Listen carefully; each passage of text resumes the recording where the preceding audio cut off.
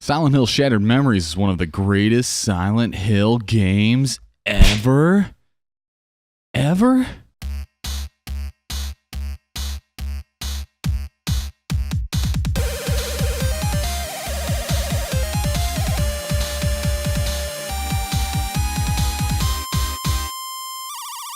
Spoiler alert, this interpretation is going to definitely have a lot of spoilers. Pretty much all the spoilers for Silent Hill Shattered Memories, so don't watch it if you don't want to see it.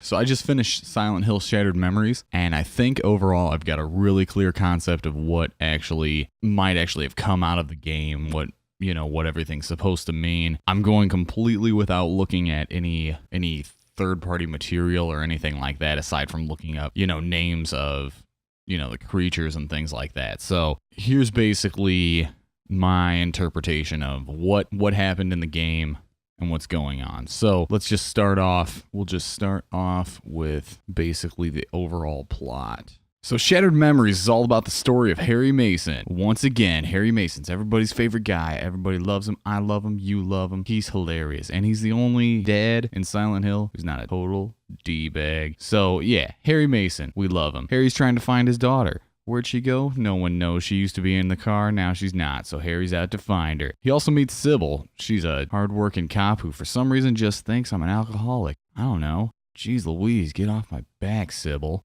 Shouldn't have trusted you. Damn cops. After he meets Sybil, he meets Lisa, who everybody loves, and then who dies. Probably because of her own fault, because she crashed a car and then just went home and went to sleep, but not before taking pills that she only describes by color. After meeting Lisa, we meet Michelle. Michelle's a fun person, and nothing ever really happens to her except she gets broken up with, but not before she ditches me, like everyone loves to do. John!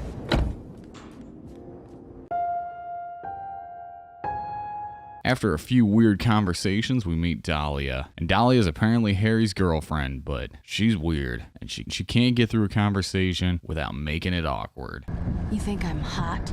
In between all these fun bouts of meeting all these great people, we get to meet the Rorschachs. Little pink trumpet monsters that everybody is scared of. The best part, you want to know the best part? When they get you, you fall on the ground, they just touch you. They just touch your body. Just touch you, try to make you feel a little bit better. The entire plot is wrapped around this little subplot where you're talking to Kaufman. Kaufman, who's evil. Never cheated on a partner?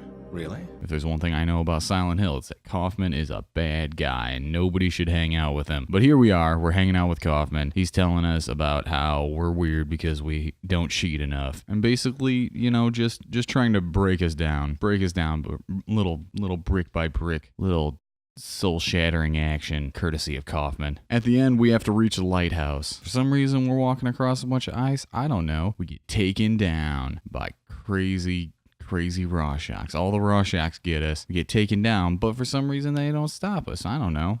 Things happen sometimes. Sometimes they get distracted. Sometimes they get frozen and fall into the lake. I don't know. How does a lake melt while people get frozen on it at the same time? No one knows, but that's what happened. We finally go in. We realize suddenly, twist, what a twist. Cheryl's actually been talking to Kaufman the entire time, and Harry isn't even a real person. He's just in Cheryl's head.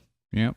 That's it. That's the end of it. That's how it goes. So Cheryl has to make peace with the fact that turns out Harry's been dead all along, and Harry has to freeze into a Harry-sicle. That's how it goes. So what? So Harry's dead, but what's up with Michelle? Did anything really happen in the entire game? What's up with the fact that there's 3 different Dahlia Gillespies? Why are there these pink trumpet monsters chasing me around trying to kill me all the time? Well, let's get into it then. So, just to start off, I'm going to, for the most part, be disregarding any sort of Silent Hill lore other than what's in Shattered Memories. Aside from one core point, I'm going to stick with the main thing that we learned from Silent Hill 1, which is that Silent Hill, all the things that are wrong with Silent Hill are caused by Alessa, who is also Cheryl. So everything's based off of Alessa. And so did the story really happen? Yeah. Yeah, it did. There you go. Have fun. Thanks for watching. I'm just kidding. Yes. But yes, it all happened. Harry wasn't in Cheryl's mind. It all really happened. Cheryl fabricated the continuous existence of her father in her head, but she's Cheryl. She's not like some average little bro. She can do what she wants. So when she thinks about stuff, she makes these horrible demon worlds, and everybody has to pay the price. So Harry isn't dead. He's trapped in Silent Hill by his daughter. Bing, bang, boom. So Harry, he's going through and he's trying to find his daughter. And basically the game, how many hours does the game take? The game takes a few hours. It doesn't, it doesn't take a year and a half. Definitely doesn't take like the 7 years that Cheryl's been growing up since Harry died. So what does that mean? That means that Harry has to cycle. We know it. So yeah, Harry's cycling through everything over and over again. He's stuck in Silent Hill, and at the end he gets to the lake, he gets pulled down by the Rorschachs, trumpet monsters, and then he goes back. He winds up back at the car, and he starts it all over again. And so by Cheryl finally letting him come to the lighthouse, he's finally able to leave. So fine, Cheryl made this whole world, and Harry's trapped in it, and he can't die until she lets him go. But what about everybody else? So when Harry first meets Lisa, he's walking through a hospital. Surprise, surprise, there's an ambulance in the hospital. And it's not like, in the hospital garage. Nope, it's in the lobby, crashed through the wall, because Lisa is drugged out, sleep deprived, and doesn't understand how consequences work because she's not responsible. So Lisa wakes up and is like, I wasn't even supposed to work today. My name's Lisa. Everybody should feel bad for me. I wasn't even supposed to be here today. She just gets up and is like, hey, come on, Harry, let's go back to my house so I can take a nap. I mean, I wouldn't want to hang out with her on account of she just crashed a car, but whatever. So what's the deal with her? Huh? We know Lisa has all these problems. We know she's this kind of pretty awful person.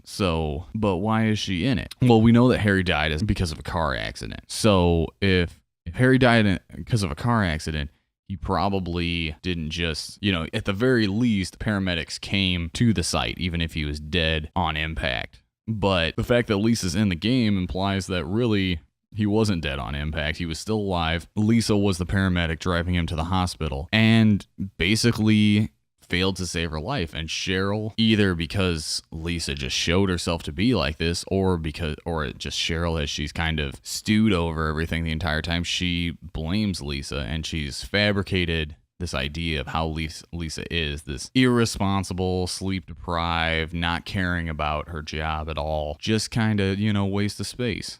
So that's the thing. Lisa's trapped in Silent Hill because Cheryl refused to forgive her. And so then every cycle, Lisa overdoses on drugs because Cheryl don't give a crap about her. So what about Michelle? Michelle, she's never endangered throughout the entire game. Cheryl never punishes her. Why? Because Harry thinks she's great. Harry's in love with her. Everybody likes her. So every cycle, Harry relives this relationship with her. He always cared for her, but he never voiced his feelings. When the time came that he really could tell her how she feels, her boyfriend just left her and they're talking together. It's over, John and me. I don't think he's loved me for a long time. He leaves to go find his daughter, which is the same thing that he must have done before he died in the car accident. And most likely is the reason that he and Dahlia got divorced. And Cheryl sees Michelle as this chance that Harry had for happiness that he never was able to achieve. Mostly, and she blames herself for it. So there you go. It's not Cheryl's fault, but she thinks it is. So that's why Michelle's trapped there. And every cycle, Harry is going and talking to her and falling in love with her again and then losing her. Sad. So what's up with Dahlia? Why are there 3 Dahlias? Why isn't there just one Dahlia? Shouldn't there only be one Dahlia, everybody? I know, right? But there's 3 of them. The 3 Dahlias are young Dahlia, who's super sexual and doesn't care about anything, and she's a deviant. She's got the devil inside her. Old Dahlia, who's crazy and alone and desperate for Harry and just a mess, just a wreck of a person. And then there's Blonde Dahlia, who I guess is Dahlia. I don't know.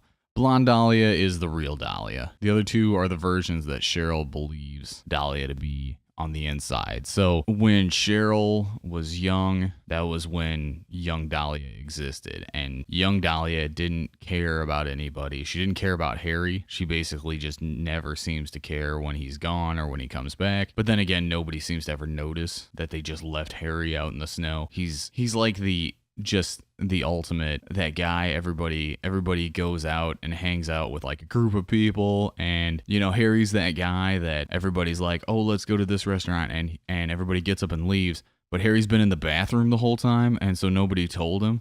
So then he comes out and he's like, guys, and that's what Harry is. After Harry died, though, Dahlia became withdrawn and she started pitying herself, and she just became this kind of wreck of a person that Cheryl has seen every day and just has grown to hate her and blame her for just not being a better person. So what about these crazy pink trumpet monsters?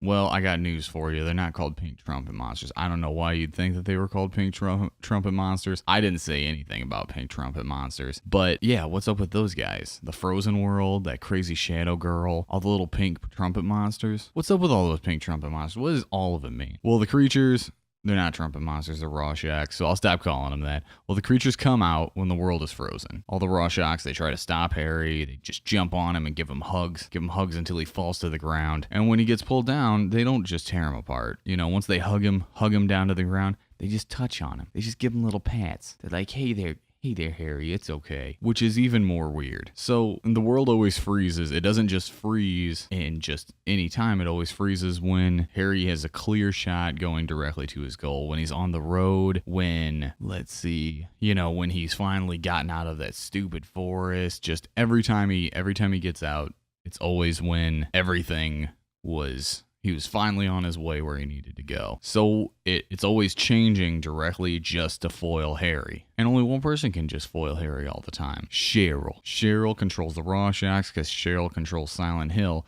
And the reason that they can't stop him on the lighthouse is because she's ready to finally meet with Harry. The reason that they're always touching him and being so loving to him is because Cheryl loves Harry. And when she's stopping him, she doesn't hate him.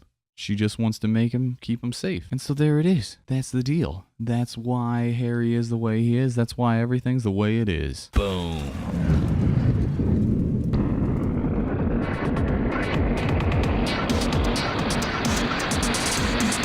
Shattered memories. Thanks for watching, guys. Make sure to just keep in mind that this whole video is just supposed to be just an interpretation. If you don't agree with it, then I'd definitely like to hear what you have to say about it. And definitely make sure to leave a comment and check out some of my other videos. I do a lot of Let's Plays, and if you're really interested in this kind of stuff, subscribe, and I'll definitely keep a lot of these videos coming. So thanks a lot. Click any of the annotations to find some more cool stuff. Thanks. Bye. It's like, oh yeah, you had all the salty crackers and pork and beans you could eat, but no, food poisoning, dead. Get out of here.